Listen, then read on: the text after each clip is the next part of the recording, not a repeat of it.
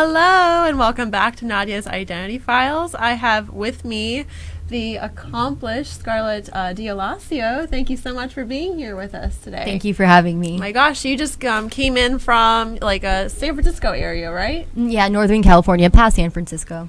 When did you come in? This morning or last night?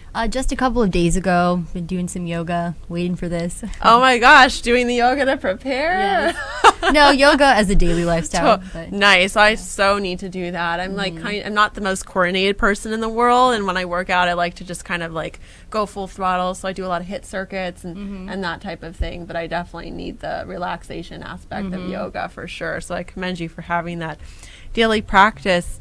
You know, for someone, you're 21, right? Right. 21 years old. This young lady is already in private practice as a hypnotherapist, and you're teaching some courses at HMI. Yeah? I'm actually not teaching at HMI, but I started teaching classes at the Solar Living Institute in Northern California. Wow. Which is where I'm at right now. And that's where you're working in some spiritual application of your work into the world of sustainability, right? Right, yes. That's so cool. It's all about sustainable living, permaculture, the leading edge on new abilities on the way that we farm. There's so many techniques and alternative ways that we can feed ourselves.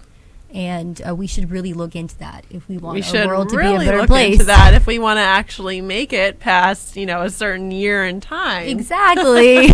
Yes. So that's what I'm doing. 150%. Thank you for your work. But tell me a little bit about your journey, and what age did you start finding a passion for hypnosis and, of course, your work in sustainability?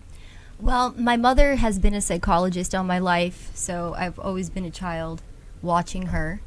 And it's caused me to ask questions within myself and always be a little more introspective. And it was just the natural flow of intuition and logic that led me to start thinking about the subconscious mind. What makes us really believe the things that we believe? And is everything so conscious? And can we change all of our problems in beta, which is what we're doing right now? Beta wavelength is the wavelength of consciousness. And so the subconscious vibrates at theta and alpha. So I realized that trance, which is what I used to call it, was something that could be used for therapy without knowing about hypnosis. So I was in Florida, and I just knew that California was way more expansive and had more esoteric schools. Oh, yeah, California. That's what I was thinking. Rife with them. Yeah. So I thought, okay, let me check this place out and find a school. And lo and behold, I did. Within like the first week of coming here, I found hypnotherapy, and I knew that was it. So did you come out all on your own, independent of your parents? Or? Yes. Yeah. Wow. So completely self-driven. Did you drive across the country? Yeah, I drove cross country. I was in a Sprinter van. What? I drove with one other person. That person moved to Thailand shortly after, but I decided to stay. Okay, So. you better record this journey of yours. That way you can have it ready when you're like 25, 26. You're like, all right, it's time to start fleshing out my memoir. I love it. That's terrific. I came to Los Angeles at 19 for a modeling acting contract. I was in the entertainment world, so I came out by myself too. So I totally can relate to your journey in that regard. That's really cool. Sweet. And tell me a little bit about, we touched on it a little already, the Solar Living Institute and your work up there. Yeah, so I intend on being there for a while. You can find me there right now. It's in a little town called Joplin. You could blink if you're on the highway and you blinked, you'd probably miss it. And it's a eco paradise Disneyland haven where you can learn how to grow your own food. You can learn how to be with the planet, not against it. You can learn how to not use plastic. You can learn about solar panels and how to get your energy from the sun. And they also have Tai Chi classes, which I'm studying as well, and creative movement, which I'm teaching. And there's tons of classes all throughout the year. They're having an adult summer camp this summer, their first one. Oh, really? Okay. Yeah, to teach adults. You're going to have to tell me about that. I might actually want to come out. That's great. Seriously, let's get you on a scholarship. Shoot, I would love that. Yeah. I'd love to cover it. Yeah, It's right? Awesome. Yeah. I mean, this work is so, so important, and I think it's really cool that you're looking at the intersection of all of these different canons of thought, and it's all connected. And a lot of people, you know, they just want to have a tunnel vision, like, okay, well, this is the focus. But I think the spiritual application to this work is very important and impactful. Definitely. So. If you want to look at it hypnotically, you can think of it as we have been taught as a society to look at the earth in a certain way. It's very subconscious, and we're all doing it. Most of us are doing it. For sure. So changing the way that we hypnotically relate to the earth, I mean, our hypnotic and our subconscious tapes about how we feel connected to the earth and our part, and how much does it matter if I buy this instead of that. Speaking of lurking, I mean, you're only 21 years old doing some fairly hardcore,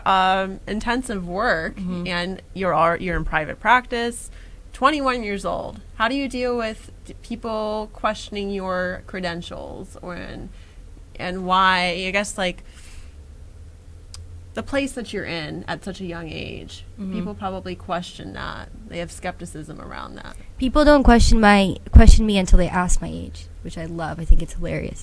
It's all fine. It's all good. And then it's like, how old are you? And it's like, should I lie? That's like one of the first questions I think in my head. But then I go 21.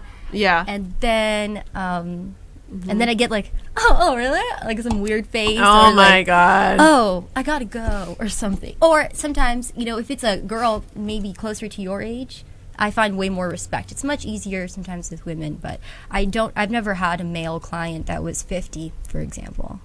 Right. And so I'm not necessarily crying over that, but it is something to know. What types of clients do you typically attract, or in what types of clients would you desire to work with ideally?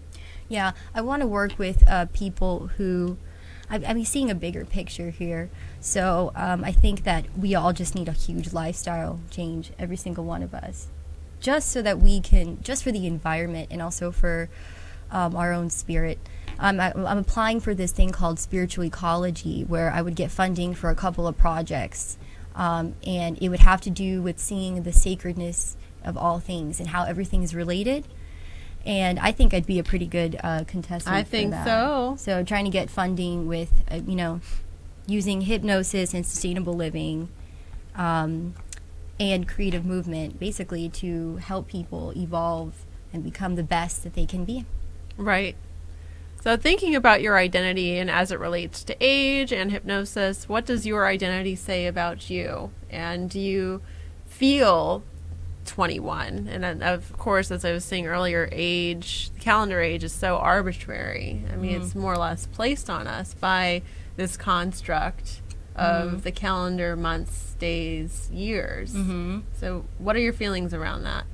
Well, there is something to age, because I feel like if we had clear boundaries or clear lines of what stage that we're in, what area of development we're in, then we can really own that and maybe have support if everyone knows what stage a certain person's in.